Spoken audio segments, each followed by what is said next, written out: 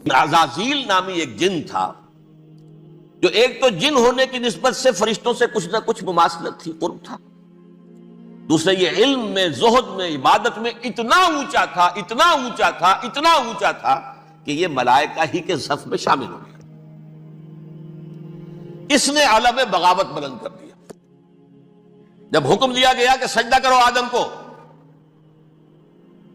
اب یہ دیکھیے کس قدر یہ اہم مضمون ہے، اور آپ سوچ رہے ہیں یہ باتیں آج پہلی مرتبہ ہمیں اس طرح سنائی جا رہی ہیں، یہ باتیں تو علم میں آتی نہیں ہمارے۔ وجہ کیا ہے؟ آپ کو دلچسپی نہیں ان چیزوں سے۔ جدید تہذیب نے ان چیزوں کی اہمیت کو زیرو کر دیا۔ قرآن میں اہمیت کا کیا عالم ہے؟ 7 جگہ یہ مضمون قرآن میں آیا ہے کہ فرشتوں کو ہم نے حکم دیا سجدہ کرو آدم کو، سب نے سجدہ کیا۔ فسجد الملائکۃ کلھم اجمعون، سارے کے سارے، کل کے کل، سب نے مل کر سجدہ کیا آدم کو، اللہ کے حکم سے فوراً تعمیل کر دی، الا ابلیس ابا واستکبر وکان من الکافرین۔ ابلیس نے نہیں کیا، انکار کیا، استکبار کیا، گھمنڈ کیا۔ اور اس کو سورہ کہف میں بیان کر دیا گیا، یہ اس لیے کہ وہ اصل میں جنات میں سے تھا، اگرچہ شامل تو تھا فرشتوں میں اس وقت۔ کانا من الجن ففسق عن امر ربہ، وہ اصل میں جنات میں سے تھا، اس وجہ سے وہ اپنے رب کے اس فیصلے کے خلاف کھڑا ہو گیا، سرکشی تھی اس میں۔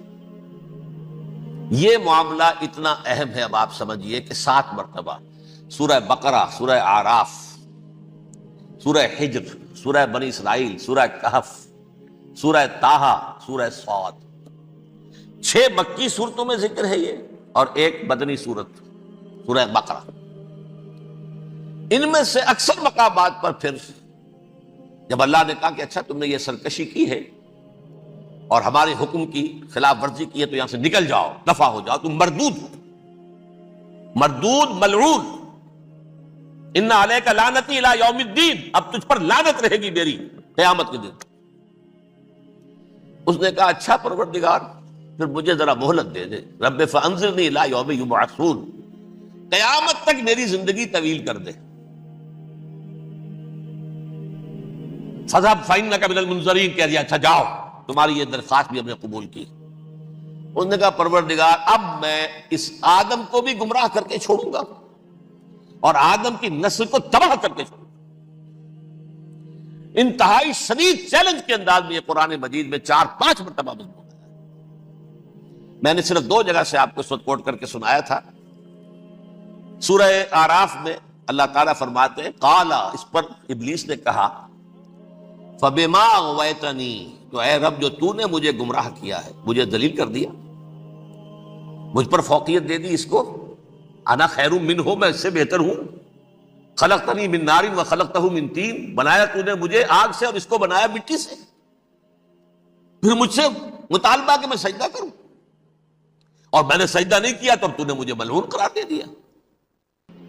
قال فبما اغویتنی لأقعدن لهم صراطک المستقیم، اب میں یہ نسل آدم کے لیے، اس کو برباد کرنے کے لیے تیری سیدھی راہ کے اوپر گھات میں بیٹھوں گا، سیدھے راستے پر چلنے نہیں دوں گا۔ ثم لآتینہم من بین ایدیہم، پھر میں ان پر حملہ آور ہوں گا، ان کے سامنے سے بھی، ومن خلفہم، ان کے پیچھے سے بھی، وعن ایمانہم، ان کے داہنی جانب سے بھی، وعن شمائلہم، اور ان کے بائیں جانب سے بھی، ولا تجد اکثرہم شاکرین، اور تو دیکھے گا کہ ان کی اکثریت تیری شکر گزار بندوں پر مشتمل نہیں ہوگی۔ یہ چیلنج تھا،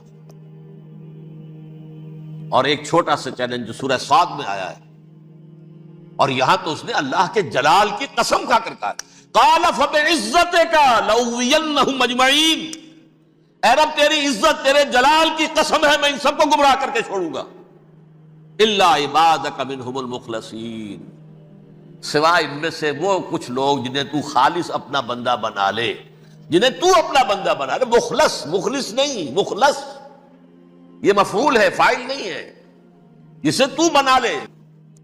بعض لوگوں کو اللہ چن لیتا ہے، هو اجتباکم، تمہیں چن لیا ہے، استفاء، اجتباء، وہ بچیں گے جن کو تو اپنی خاص امان میں لے لے گا، باقی میں سب کو گمراہ کر کے چھوڑوں۔ یہ ہے اصل دنیا میں نوع انسانی کا ابدی دشمن، ازلی سے ابدی تک۔ اور اس میں نوٹ کیجئے کہ اس کی اصل بنیاد کیا ہوئی؟ 2 لفظ، تکبر اور حسد۔ استکبرا، تکبر کیا، انا خیر منہ، میں اس سے بہتر ہوں. یہ ساری بس کی گانٹھ یہی ہے، سب سے بڑی گمراہی کی وجہ یہی ہے. اسی لیے کہا ہے حدیث میں لن يدخل الجنہ من کان فی قلبہ مثقال حبۃ من کبر، جنت میں ہرگز وہ شخص کبھی بھی داخل نہیں ہو سکے گا جس کے دل میں رائے کے دانے کے برابر بھی کبر ہے. تکبر سب سے بڑا جرم. الکبر ردائی، اللہ فرماتا ہے یہ تکبر، یہ تو میری چادر ہے. کوئی شخص تکبر کرتا ہے تو گویا میری چادر گھسیٹ رہا ہے میرے کندھے سے. عرب میں کسی شخص کی توہین کرنی ہوتی تھی تو اس کی چادر گھسیٹتے تھے، ننگا کر دیا گویا. یہ میری ردائی ہے، الکبر ردائی، یہ میری چادر ہے، یہ جامہ مجھے زیب دیتا ہے، مجھ پر راستہ تھا. اور حسد، آدم کو جو برتری عطا ہو گئی اس حسد کی آگ میں وہ جل رہا ہے اور اس کا انتقام لینا چاہتا ہے. آدم سے بھی، آدم کو بھی گمراہ کیا، جنت سے نکلوایا. ویسے نکلنا تو انہیں تھا ہی مشیت اذن میں، لیکن فوری طور پر اللہ کے حکم کی خلاف ورزی تو کروائی نا. فعصى آدم ربہ فغوى، آدم نے اپنے رب کے حکم کی نافرمانی کی اور گمراہ ہوا عارضی طور پر. یہ دوسری بات ہے، توبہ کر لی، اللہ نے توبہ قبول فرما لی، معاف کر دیا. کوئی مستقل جو ہے وہ نسل انسانی پر اس گناہ کا اثر متوارث طور پر نہیں آ رہا ہے، ختم ہو چکا معاملہ، ہوا تھا ہو گیا. فتلقى آدم من ربہ کلمات فتاب علیہ انہ هو التواب الرحیم. اور توبہ کی شان یہ ہے جب وہ قبول ہو جائے اللہ کی جناب میں کہ التائب من الذنب کمن لا ذنب له، گناہ سے توبہ کرنے والا ایسے ہوتا ہے جیسے اس نے کبھی گناہ کیا ہی نہیں تھا. لیکن بارہ کو گناہ کرنے میں کامیاب ہو گیا، حضرت آدم اور حوا کو بھی. اور نوع انسانی کی عظیم اکثریت، عظیم اکثریت، عظیم اکثریت اس کے داؤ میں آئی ہوئی ہے نہیں. کتنے ہیں وہ عباد اللہ المخلصین، الا عبادک منہم المخلصین، کتنے جو واقعتاً خالصتاً اللہ کے بندے بن گئے، جنہیں اللہ نے اپنا بنا لیا، اپنا قرار دے دیا. اب اس کے ساتھ نوٹ کیجئے، اس ابلیس کے ساتھ ایک فوج بھی ہے جسے قرآن مجید میں کہا گیا ہے یہ اس کی پارٹی ہے، حزب الشیطان. یہ اکیلا نہیں ہے. ایک تو وہ عزازیل ہے، اس کی طویل ترین عمر اللہ نے دے دی، وہ تو قیامت تک رہے گا. باقی بھی جنات جو ہیں ان کی نسل میں سے یا اس کی نوع میں سے، اس کی نسل میں سے جنات کی عمریں انسانوں کی عمروں سے زیادہ ہیں، بہت زیادہ ہیں. لیکن پھر بھی اتنی نہیں ہے. یہ خاص ہے اس کا معاملہ کہ اس نے کہا تھا رب انظرنی الی یوم یبعثون، مجھے دے دے مہلت اس وقت تک تاکہ میں ثابت کر کے دکھا دوں کہ جسے تو نے یہ خلافت دیا یہ اس کا اہل نہیں ہے. Let me prove this point. ولا تجد اکثرهم شاکرین، تو ان کی اکثریت کو شکر گزار نہیں پائے گا. وہ ابلیس جو ہے وہ ریکروٹ کرتا ہے اپنے فوجی، اول تو خود جنات میں سے جو اس کے نمبر 1 لشکری ہے. قرآن مجید میں اس کا اشارہ دیا گیا ہے انہ یراکم ہو وقبیلہ من حیث لا ترونہم. دیکھو لوگو، اے انسانوں، وہ ابلیس لعین عزازیل اور جو اس کی قبیلے کے لوگ ہیں، جنات ہیں، وہ تمہیں وہاں سے دیکھتے ہیں اور تاکتے ہیں اور حملہ کرتے ہیں جہاں سے تم انہیں نہیں دیکھتے. وہ غیر مرئی ہیں، انویزیبل ہیں، تمہیں نظر نہیں آتے. ویزیبل دشمن کا وار تو روک لو گے، انویزیبل کا کیسے روکو گے؟ انہو یراکم ہوا وقبیلہ، اکیلا ہی نہیں ہے وہ تو تمہیں تاکتا ہے، تم پر حملہ کرتا ہے، گھات میں لگ کر جو ہے تمہارے اوپر حملہ کرتا ہے. وہ بھی اور اس کے ساتھ اس کے قبیلے کے لوگ جنات بھی، من حیث لا ترونہم، جہاں سے کہ تم انہیں نہیں دیکھتے.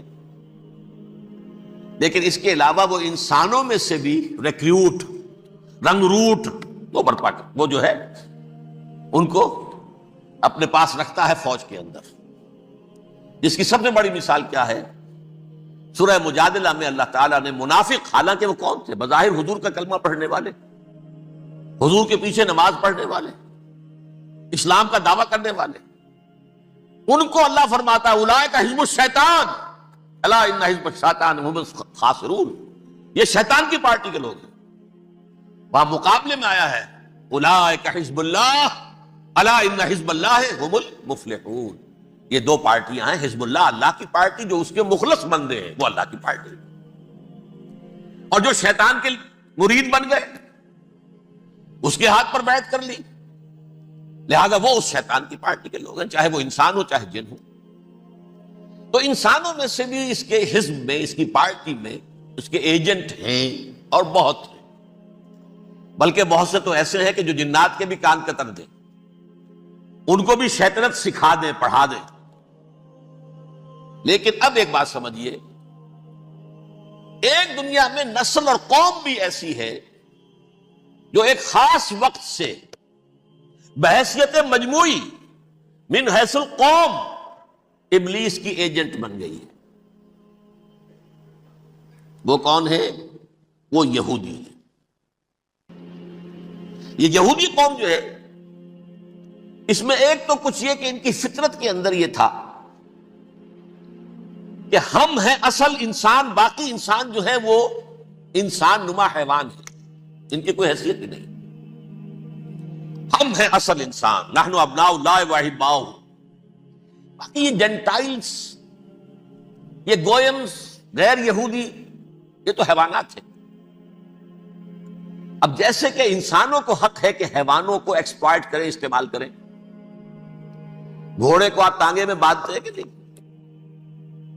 اس کی پسینے کی اور محنت کی کمائی ہے جو کھاتا ہے ٹانگا چلانے والا۔ البتہ یہ ضرور ہے کہ چونکہ اگلے روز پھر جوتنا ہے تو کچھ نہ کچھ تو اسے بھی کھلائے گا نا، اپنی کمائی میں سے کچھ دانے کھلائے گا، کچھ اور گھاس دے گا۔ یا بیل کو جوتنا ہے ہل میں تو کچھ نہ کچھ اس کو دینا ہوگا کھانے کو، لیکن پھر اسے استعمال کرنا۔